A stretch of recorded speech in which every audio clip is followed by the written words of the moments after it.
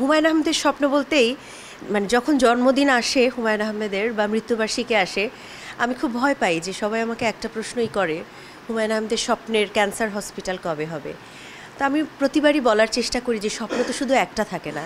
Cancer hospital যেমন হুমায়ূন আহমেদের একটি স্বপ্ন, সেটা ছিল হুমায়ূন আহমেদের শেষ জীবনের স্বপ্ন যখন তিনি নিজে ক্যান্সারে ভুগেছেন। কিন্তু ওনার গ্রামে যে স্কুল ছিল না, ওনার বাবা যে স্কুলে পড়তে গিয়ে অনেক দূরে স্কুলে পড়তে যেতেন, জায়গির থাকতেন, তার কত কষ্ট হতো, এটা যে ওনার সারা জীবনের স্বপ্ন ছিল যে ওনার গ্রামে একটি উচ্চ মাধ্যমিক স্কুল করবেন, পরবর্তীতে যেটা বিদ্যাপীঠ, যেটা কলেজ হবে, বিশ্ববিদ্যালয় হবে।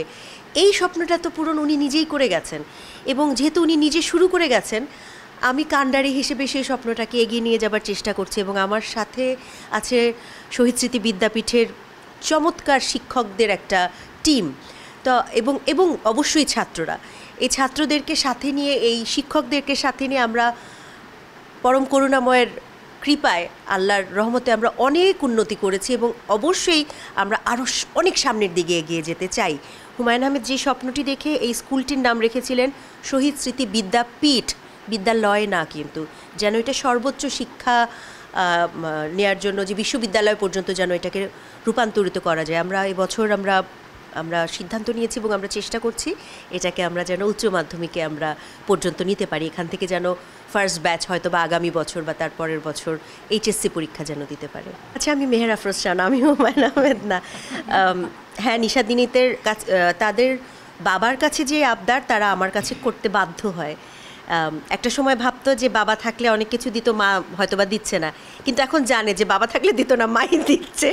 তো আমি বিষয়টা প্রথম দিকে কষ্ট লাগতো, এখন খুব এনজয় করি, এখন আমি মজা পাই। আর বাচ্চাগুলো আমার চেয়ে লম্বা হয়ে গেছে, তো এখন সব কিছু আমার সাথে ভাগ করে নেয়।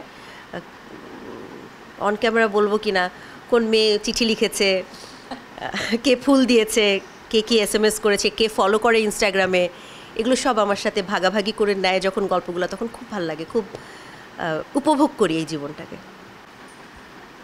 আমার একটা জিনিস খুব ভালো লাগে যে মানে হুমায়ূন আহমেদের বন্ধুত্বের কোনো বয়স ছিল না।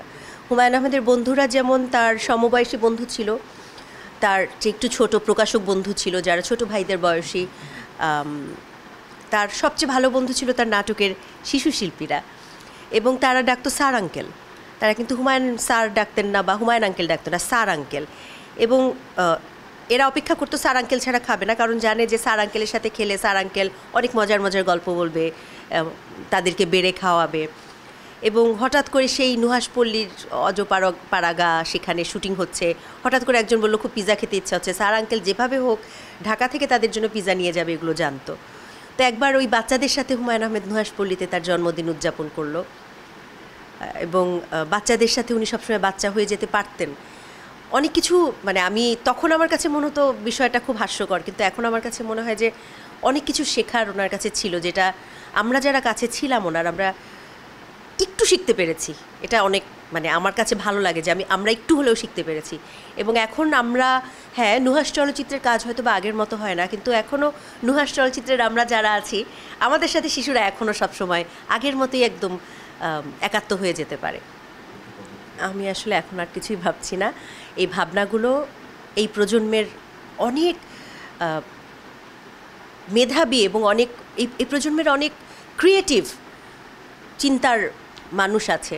আমি চাইছি যে তারা নতুন করে ভাবুক। আমি তো আসলে ভেবেছি, করেছি, এবং আমার কাছে নিজের কাছেই মনে হয় যে নতুন যারা আছে তারা কি করবে, আমি সেটা দেখার জন্য অপেক্ষা করছি। একটা অনেক দিনের স্বপ্ন যে হুমায়ূন আহমেদের বই আন্তর্জাতিক কোনো প্রকাশনা সংস্থা থেকে বের হবে, সেরকম কিছু কথা আমাদের গত 1 বছর ধরে চলছে।